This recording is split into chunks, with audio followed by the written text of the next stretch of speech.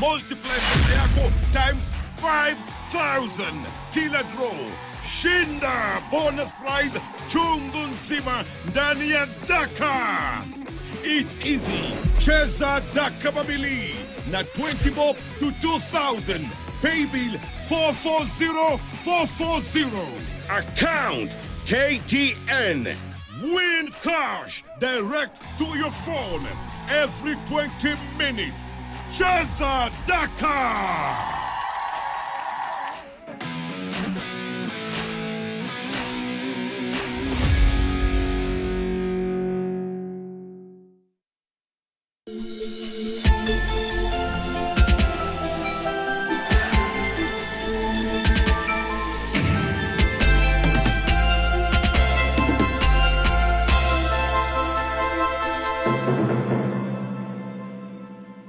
This is KTN.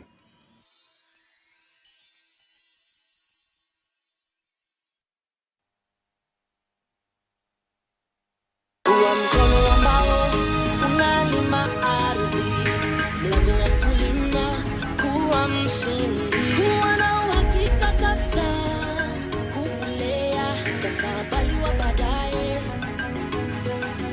Tufanye kazi pamoja na tukue pamoja, kuimarisha Kenya ni jukumu la Farm Kenya.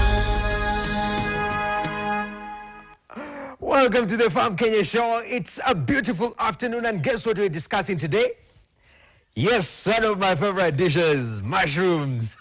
I trust you, me. I mean, we're going to take a look at the value chain. First of all, how to get into mushroom farming, what are the considerations, how to do it properly, and lastly, we're going to discuss the market and demand when it comes to mushroom. Do you know that we have a mushroom deficit in this country? Yes. So if at all you're going to produce mushroom, the likelihood of getting market, if you do it properly, is very high. And that's why right here at the Farm Kenya show, we're here to equip you, to make sure that you're properly, using the same word, equipped to get into mushroom farming and make money out of it as you make the world and the country eat better and more nutritiously. And to guide us in this conversation, actually is one and only Maurice Njagu, who's the co-founder of Makuna Organics. My name is Noah Kipkemboy, and Maurice, good to see you, man.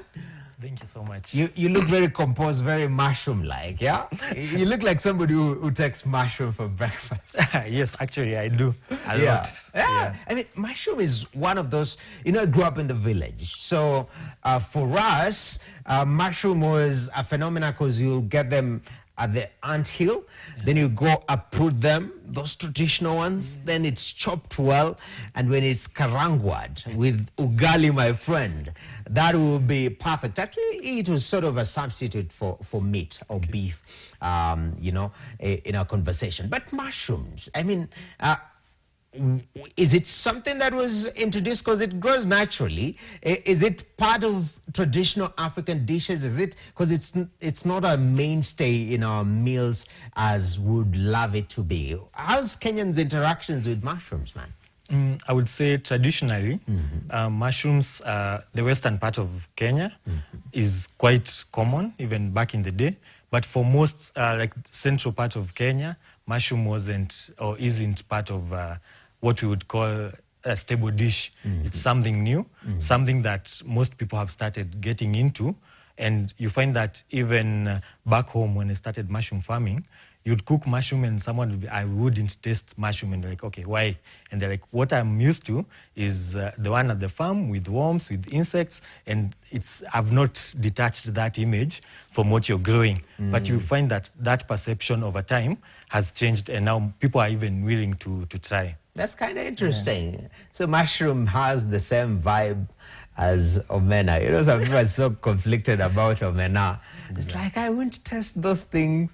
Like, you don't know what you're missing. No. But I'll be the mushroom and omena ambassador combined, yeah? So, Western Kenya predominantly, that's where we are used to taking mushrooms. But right now, that popularity and uptake of mushroom, it's actually growing. When you enter majority of our retail stores, you go at the food section, most likely you'll get some mushroom right there. Is it a health evolution? Is it a post-COVID pandemic thing? Because that changed. Now everyone is looking, what am I eating? If at all we have another pandemic, will I be healthy enough to survive and withstand, and my body to fight? So in terms of the change of consumption, what do you think is driving that, even before we go into the nitty-gritties here? Yes, COVID was a factor as well, because after the pandemic, most people started looking into diet and taking health issues serious, because you remember the perception when COVID started was if you're healthy enough, you can probably even withstand it. But these are some of the perceptions that were there at the start. So people sort of started switching even the diet. And I think the mushroom uptake since then has gone up. And even if you look at global research, it shows that the research was done in late 2021, but it shows that from 2022 to 2030, the consumption and production of mushroom is going to go up 6% every year. So since then up to now, you can see it's not just a Kenyan thing; it's a global thing, and it's not just with mushrooms. It's with the healthy foods and what you'd call the super diets. Then you find there's an increase in the intake. Also, another factor would be the generational change.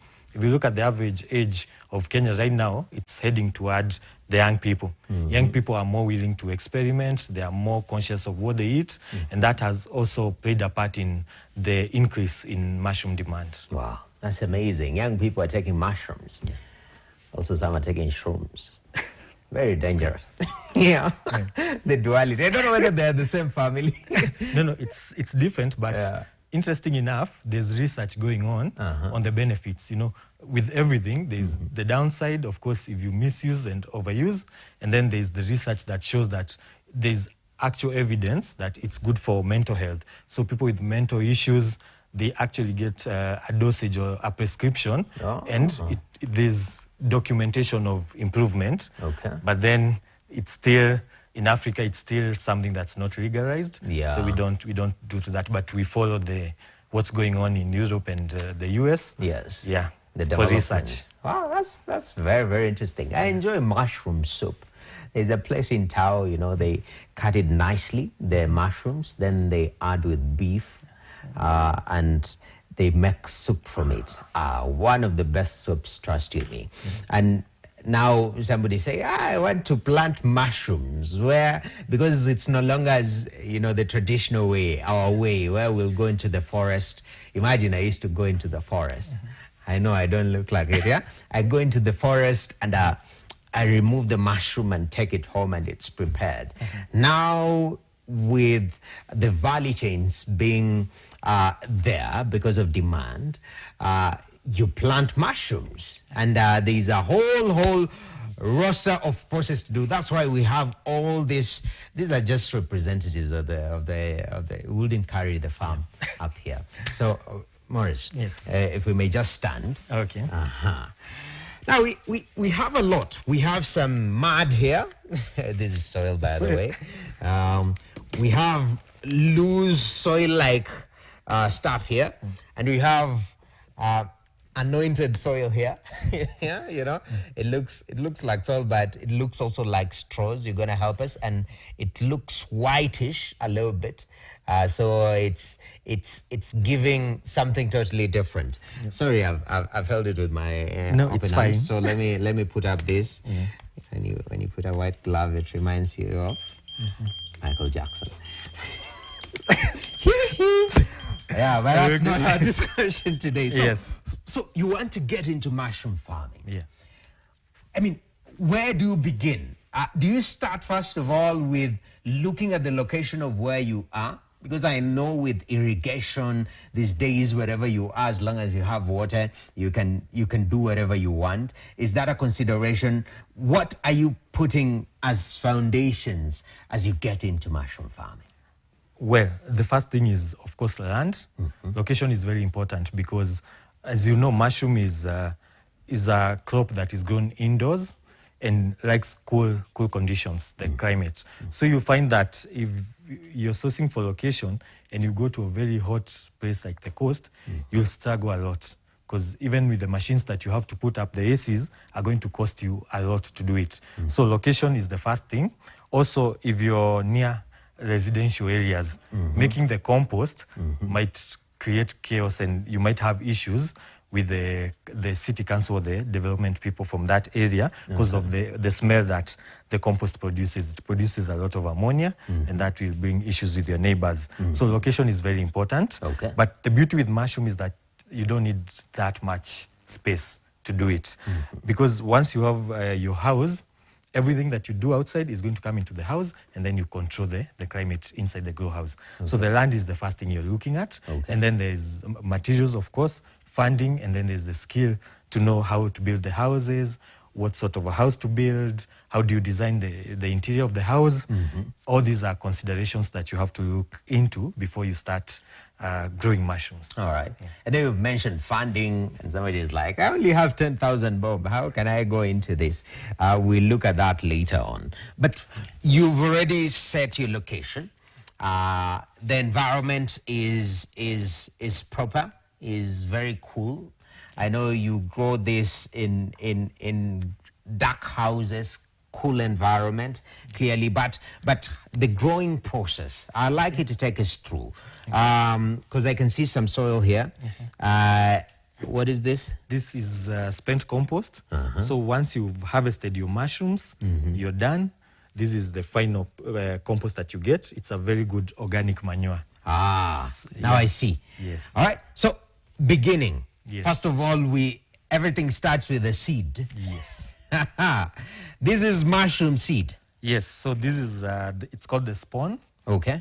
So it's basically just grains. These are wheat grains that have been sterilized, and the mushroom spores introduced. Okay. It's incubated for 14 days, and that's what you can see. And this is what you use to grow mushrooms. Yeah, the spawn, we import this from Netherlands. The reason being that the strains that are available here locally in Kenya, we've carried out tests, and the yield that we're getting is not quite enough to make financial sense. Okay. So as it stands, the strains from Europe are superior, and that's the reason why we're importing this. Yeah. So this one, it's imported from Europe. Yes. And we also have varieties, different varieties in the market. How long does this stay before going bad? So first thing, you have to place it in a cold room.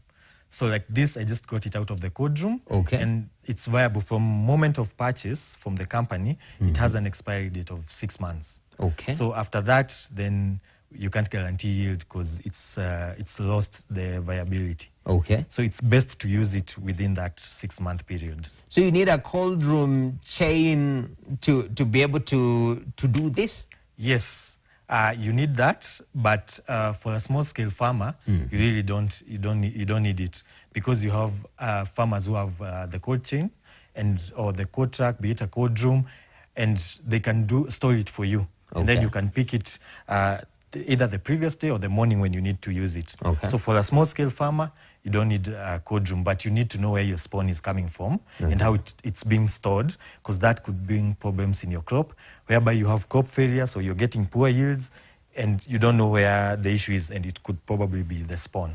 So you need to know exactly where you're sourcing your spawn from. So it starts from the seed. Yes. Even its storage conditions, its quality, that's why you prefer particular seeds over the other. It starts from here. So you've gotten this. You've gotten your seed nicely. You can check this. Where are you walking into a farm at night? Because, that's a bad joke, by the way. You plant mushrooms at night because they prefer dark environment. Yeah. You're featuring comedy. That's funny. But you have your spawn there, Morris. Yeah. So where are you placing the spawn? What is the process? What is the next stage? So the first thing, remember you said someone wants to start mushroom farming and they only have 10K, use that 10K to get training or education on mushroom farming. So first things first, you need to know the mushroom you're growing. We're discussing button mushroom. Button? Yes, button mushroom. Yes. It's a secondary decomposer, meaning it grows on organic matter that's already composted. Okay. Meaning we need to make a manure or a compost. So our substrate is going to be compost. Then next, we have to pick the materials that we're going to use. So the options are wheat straw, there's sugarcane bagasse. For this particular one, we've used wheat straw because it's readily available and it produces very good results. Bagasse, similar, but wheat straw is closer to our farm. Then after that, we need a nitrogen source. Chicken manure is what we use. The other alternative is horse manure, but then getting the quantities and the volumes for horse manure is a challenge. So you want something consistent, so we go with chicken manure. And then you need something to stabilize the pH of the compost. So gypsum is what we use.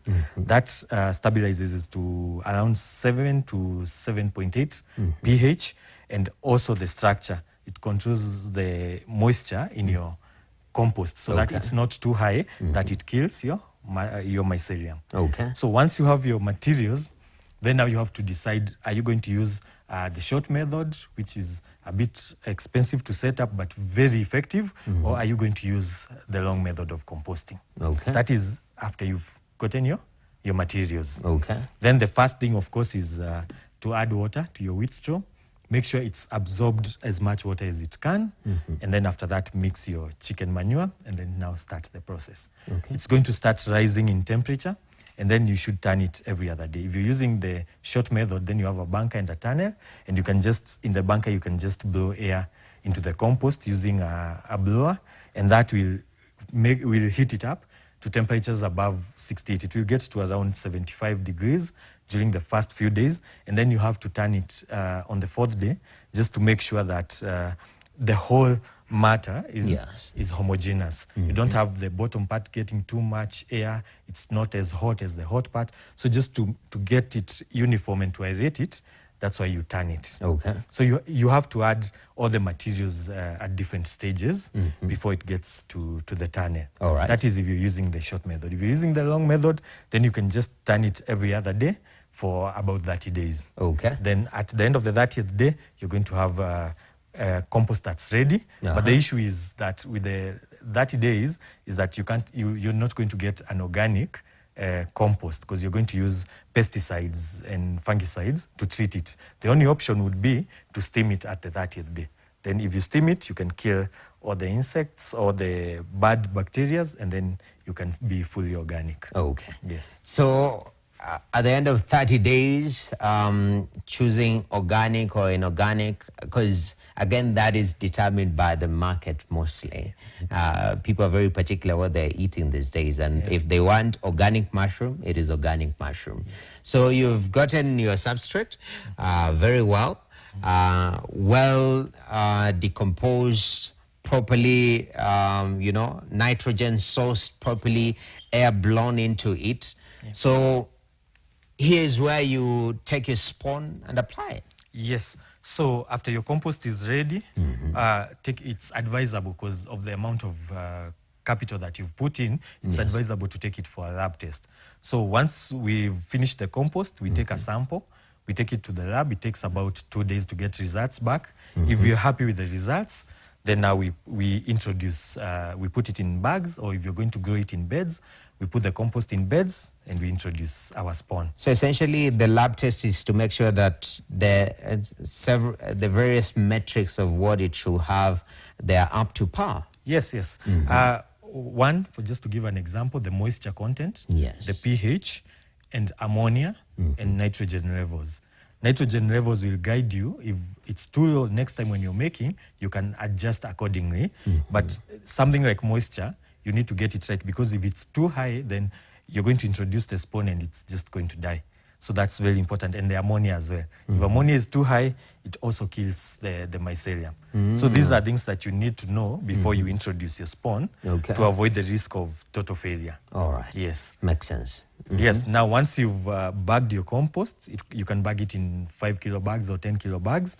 Alternatively, you can have beds made and just pour a 6-inch layer of compost and introduce the spawn.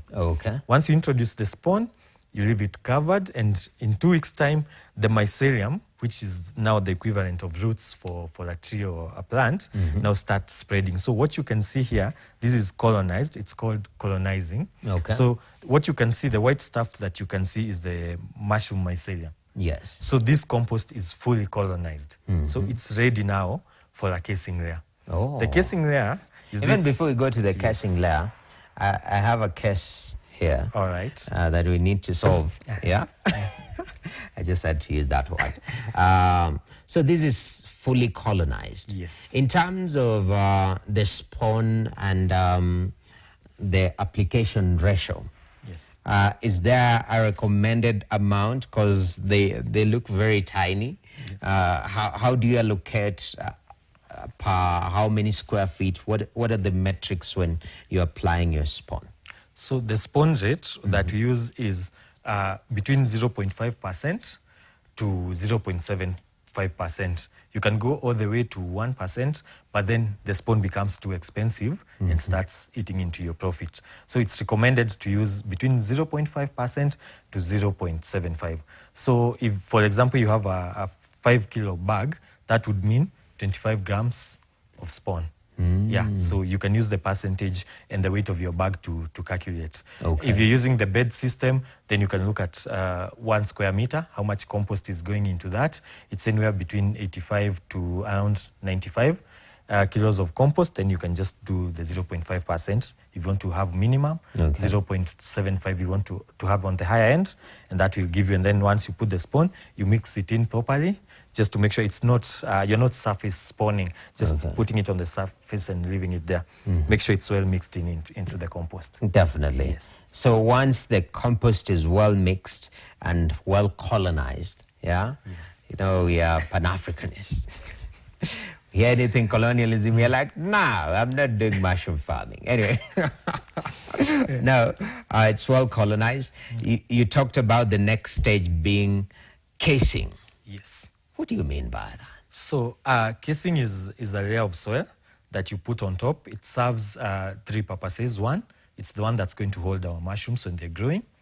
2, it acts as an air exchange medium. So for the mycelium to breathe, it's going to breathe through the casing. That's why also for the casing that you use, it shouldn't be too wet or too fine that it blocks out the mycelium from breathing. And then the third important purpose is that it's the one that's going to hold the water. So the mushroom, a big percentage of mushrooms is water. And that means you need a lot of water to get good quality mushrooms. So the soil, the casing soil, is the one that's going to hold that water. So after covering with casing, no water should get into your compost, because then it's going to kill off your mycelium. It's going to start rotting, and then you will have issues. Yes. So this casing soil, it's not just any other soil that you've added water, or you're driving, it was raining, and you're like, that looks like casing soil. No. It has to be handled in a special way. Yes. How so? So the first thing is that when you're choosing the material to use as casing soil, it should be material that has high water holding capacity, meaning it can hold a lot of water without the need of rewatering every now and then. Porosity, it should be something that's not too compact, such that it allows the mycelium to breathe. And then it should be devoid of diseases and insects. And the way we do that is that we steam it. There are people that use chemical pasteurization, but for us as Makuno, because we prefer, you've done everything organic, and then to introduce chemicals at the very end doesn't make sense. So we steam it and kill off all the bad bacteria or the insects, while leaving the good ones. So we don't sterilize, we pasteurize. Okay. Yes. You pasteurize. Yes. A lot of us have been pasteurizing milk, but you can pasteurize soil too. Exactly. That's incredible. Yes. So this is what you take Yes. and you apply on top of? Of the colonized compost. So you just spread it out, Okay. compact it just a little bit on the edges, and then take the soil and put it on top. Just a tiny, like 1.5 inch. Okay. Yeah. Definitely. And then once you've covered it on top, then you cover and leave it for 2 weeks. 2 weeks. Yes. 14 then days. the mycelium is going to travel through the soil and come all the way to the top. Okay. Once you start seeing it at the top, then you know it's time now to uncover your bed or your bags. Yes. I see that. What time is it? We are taking a break in 2 minutes. In terms of this, because after the break we'll come now into the next stage. Yes. But when you're doing the casing, the environment where this is happening is still in a dark room, sort of controlled environment? So the casing itself happens in the grow house, meaning once you get your compost and your bags into the grow house, they don't leave the house again. So from there, everything is clean. So the people walking into the grow house, the floors, the walls, the water you're using, everything needs to be clean. Otherwise, you're going to introduce molds and diseases that are going to be very hard to get rid of. Some can even take as many as 6 months to die off fully. So it needs to be inside the grow house, very clean. Once the soil is steamed, you have to put it in somewhere clean for it to cool before using. You can't use it directly from the steamer into the compost. It's going to burn your mycelium and kill it. So one option is just to take it and put it in clean bags, tie the bags just to make sure nothing contaminates the soil once it's ready, and then just wait to use it once it's cool. It's at room temperature. Definitely. Yeah. You know, recently, we've been having beef between KPLC and Nairobi County. Yeah, You can dump compost. They dump compost our next stage. Yeah, but the way you said steamer, and it was like, you know, it's for steam, Yes. not KPLC. Yeah. But makes a lot of sense. Briefly before we take a break, this whole process from spawning to your compost to the casing, you've said there are farmers depending on scale. I don't know whether there are common mistakes that are made during this stage that sort of cost farmers in the long run. What are some of those mistakes? Some, especially at the composting stage, is over-supplementation. So you think because mushrooms need nitrogen, you put too much chicken manure, urea, you add too many ingredients and fertilizers to try and raise the nitrogen levels. And then you end up with a product or a compost that's too high in ammonia. And then that you've negated the benefits. The other thing is water content, the amount of water. It needs to be right. Otherwise, if you have too much, again, it's going to be an issue. You have diseases.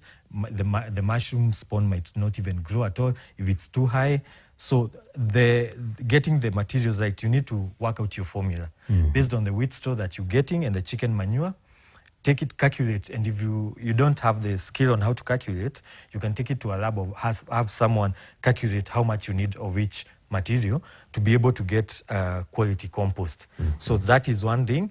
And then the number of tons, how to turn it, you don't turn it properly, and then contamination where you're using dirty tools, your hygiene is not at par. So all these are factors that can lead to crop failure, and sometimes it can get to as high as 100% crop failure. All right. Yeah. That makes a lot of sense. So you have to be very intentional and careful in the whole process. For wheat straws, this medium for your compost, you've spoken about affordability and availability being very critical.